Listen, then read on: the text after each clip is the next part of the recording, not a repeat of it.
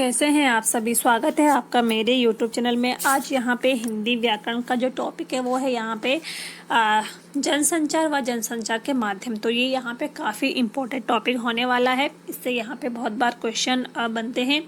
तो चलिए यहाँ पे हम शुरू करते हैं कि संचार किसे कहते हैं और जनसंचार के माध्यम क्या होते हैं। तो सबसे पहले जानेंगे संचार किसे कहा जाता है।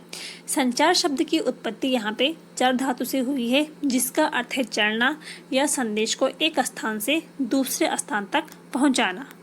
तो मान लो जैसे किसी स्थान में कोई घटना घट गई है, तो उस सूचना को आप सभी के घरों तक पहुंचाने का जो माध्यम होता है वो यहाँ पे संचार कहलाता है। तो वो माध्यम क्या हो सकते हैं?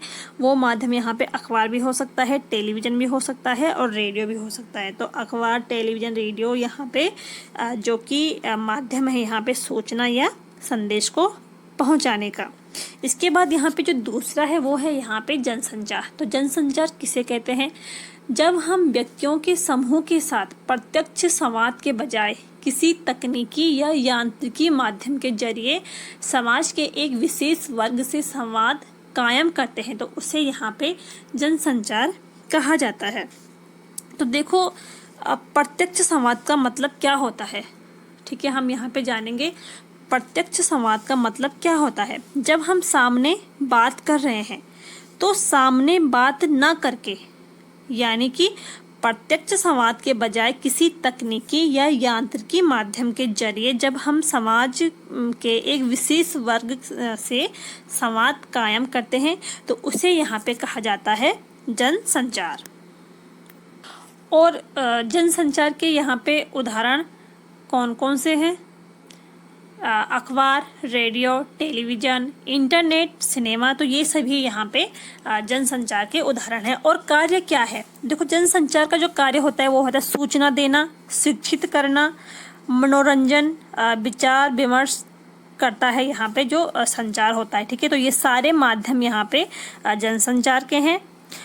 तो यहाँ पे संचार और जनसंचार क्या होता है, किसे कहते हैं, और यहाँ पे क्या क्या इसके माध्यम होते हैं, अब हमें यहाँ पे अच्छे से ये समझ में आ गया है।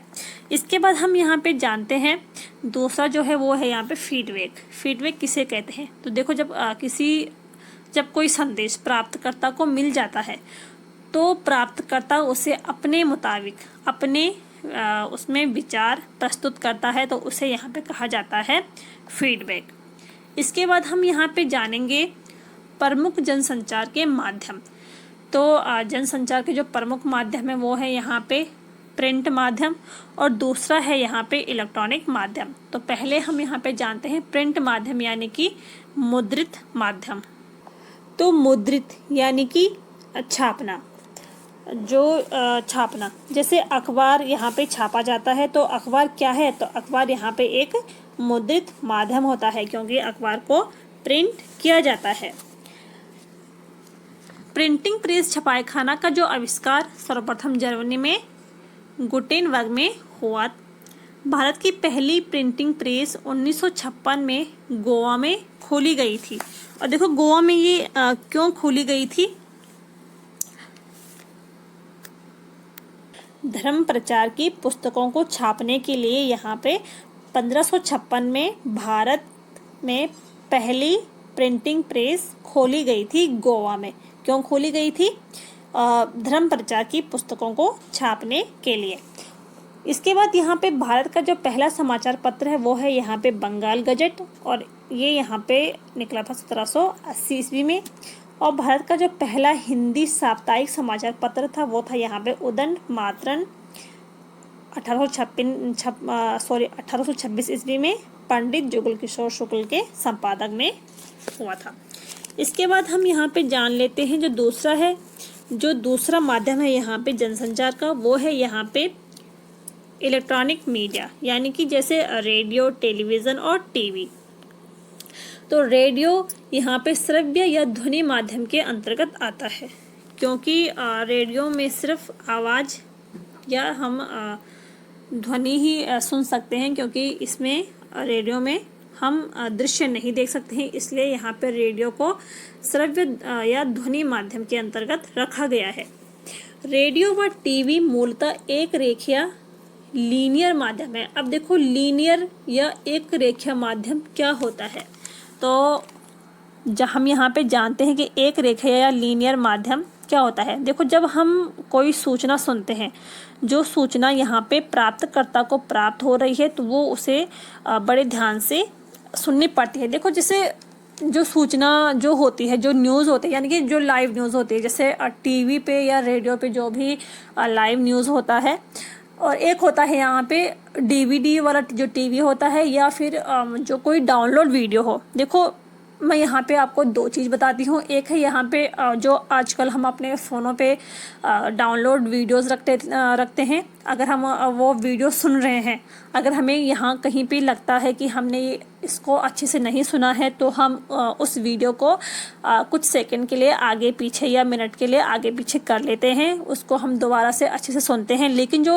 न्यूज़ होती है, यानी कि जो सूचना होती है, जो टीवी या रेडियो से हमें प्राप्त होती है, उसको हम आगे पीछे नहीं कर सकते हैं। तो इसीलिए यहाँ पे रेडियो और टीवी को यहाँ पे एक रेखीय लीनियर माध्यम में रखा गया है, क्योंकि जो लाइव न्यूज़ होती है उसको हम क्योंकि वो एक बार ही आएगी और उसको हम एक बार ही सुनते हैं, तो उसे हम बड़े अच्छे से सुनना पड़ता है। और जो डाउनलोड वीडियो होता है उसको हम आगे पीछे कुछ सेकंड या मिनट के लिए कर सकते हैं। तो इसीलिए यहाँ पे टीवी व रेडियो को एक रेखीय या लीनियर माध्यम कहा गया है। रेडियो समाचार की संरचना अखबारों व टीवी की तरह उल्टा पिरामिड शैली पर आधारित होता है। तो देखो उल्टा पिरामिड शैली क्या होती है, इसके बारे में हम अभी आगे जानेंगे। पहले हम यहाँ पे रेडियो के बारे में कुछ महत्वपूर्ण जो जानकारी है वो जान लेते हैं। तो रेडियो का आविष्कार 1815 में जी मार्कोनी द्वारा किया जाता है। भारत में रेडियो सेवा का प्रारंभ 1923 बॉम्बे में भारत का पहला रेडियो स्टेशन 23 जुलाई 1927 को बॉम्बे रेडियो स्टेशन में, और 1930 में रेडियो स्टेशन का राष्ट्रीयकरण व इसका नाम भारतीय प्रशासन सेवा रखा जाता है। 1936 में भारतीय प्रशासन सेवा का नाम बदलकर ऑल इंडिया रेडियो रखा गया, और ऑल इंडिया रेडियो का नाम आकाशवाणी 1957 ईस्वी में रखा जाता है।